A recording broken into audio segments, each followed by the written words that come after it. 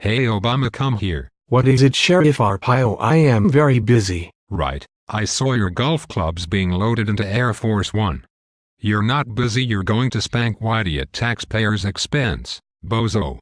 Anyway, my cold case posse lead investigator Mike Zullo has already found probable cause your publicly released birth certificate is a forgery, making any Hawaii documentation for your birth of little value. Mike is a retired investigator heading up my volunteer cold case investigative team, who found out at the time of your birth during Hawaii's early years, birth documentation was routinely purchased by foreigners for children not born in Hawaii. Oh, big deal, Sheriff. Like I am scared of him. I got Morgan Freeman, Whoopi Goldberg and the cast from The View on my side. Shut the fuck up, you bozo. I'm not finished.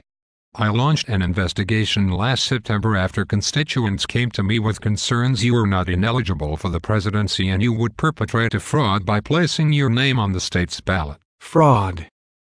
Wow. Powerful shit there, like I'm scared of a little fraud. Look at my cabinet, Sheriff, now that's fraud. No shit, Sherlock. Listen up, moron. In the 1960s, foreign nationals, primarily from Japan, would fly to Hawaii and buy a birth registration for their son or daughter, unlike you, not with the goal of one day having them become a fraudulent president, but to obtain the benefits of being a U.S. citizen. Mike was in Hawaii last month following up on leads and talked to older locals who informed him about a syndicate operation, a mafia operation if you will, being run in the early infancy of the state of Hawaii, where birth certificates were being sold to Japanese refugees on a black market basis. What? You think I have Japanese parents now? Ones who bought me a birth certificate. Do I look ornamental to you? That's a good one, Sheriff. No, bozo, listen up. At the time, Japan was still undergoing post-war reconstruction while America was an established superpower. Zullo said there was an illegal business in Hawaii for falsified birth certificates was highly profitable. You released an image of a Hawaiian birth certificate last year supposedly as proof positive of your birth in the U.S., thus a natural-born citizen, a constitutional requirement for the presidency. There have been numerous challenges to your eligibility. The fact remains, regardless of where you were born, you were not qualified. The Founding Fathers meant a natural-born citizen to be the offspring of two U.S. citizens. Your father was a foreign national who only attended school in the U.S., bozo. Zullo also debunked the contention a 1961 newspaper birth announcement proves anything. The listings were generated automatically by the state and delivered for publication based on the registration of any child within the state. Anybody hanging their hat on a newspaper entry to prove you were born in the state of Hawaii doesn't know bo diddly.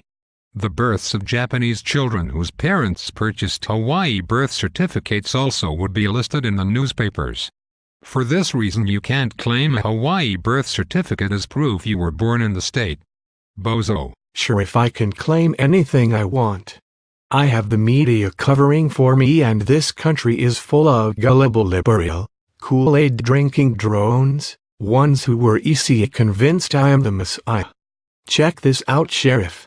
I told Chris Matthews I was born in the White House and he swore to it on CNN. Wow. That is pretty gullible, I must admit. Unfortunately, this is the only claim you can make I honestly can say I believe. Anyway, Neil Abercrombie, after being elected governor of Hawaii, promised to track down the documentation and put the arguments over your birth location to rest once and for all. He eventually concluded in January 2011, there was something written in state records, but never produced any documents to back it up. How can this happen, Obama? Can it be the documents do not exist? This would be my claim. Then, when you requested a certified copy of the original documentation 3 months later, state officials reportedly produced the documentation. Abercrombie is no longer eager to address the issue. Earlier this week, we tried to find out what happened to the governor's self-initiated research into your birth documentation. Initially, Abercrombie spokeswoman Donna De La Cruz told us she would be happy to answer our questions, until she found out the subject. Then we sent an email for an explanation and she refused to answer. That's one of my best Kool-Aid drinking drones, Sheriff. Get used to it. They love my black ass. If I lie, they will all swear to it. Nice to exploit this liberal mental disorder to work on my behalf. Pretty cool trick I learned. I stand corrected. I believe this also. Anyway, she then demanded to know which news organization they were with, claiming we get requests for birther questions all the time, and this would fall in the same category. Subsequently, she refused to respond to email questions.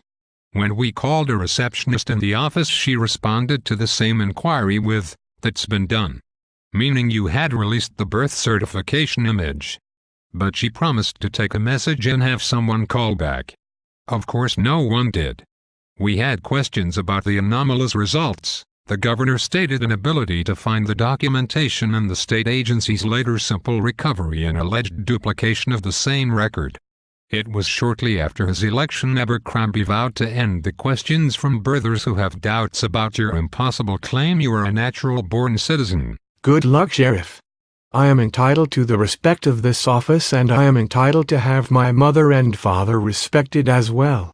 Abercrombie told me he was instructing his Attorney General and Chief of the state's health agency to look at what legal avenues could be used to withhold information. He said, "This is a transparent state in terms of our communication with one another. This is the Aloha State. We care and we look out for each other." He told me in Hawaii we are family, all my brothers, sisters and me, then telling CNN he would pursue this information regardless of the feelings of the White House, as if some White House had feelings. "It's a matter of principle with me." He said, "I knew his mom and dad. I was here when he was born." Which is a good thing. Anybody who wants to ask a question honestly could have had their answer already, whatever that meant. Get this, Obama. Your narrative states you was born August 4, 1961 at Kapiolani Hospital in Honolulu.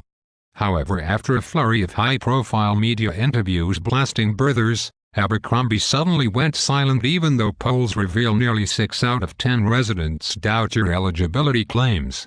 He told the Honolulu Star-Advertiser documentation actually exists about your birth in the archives.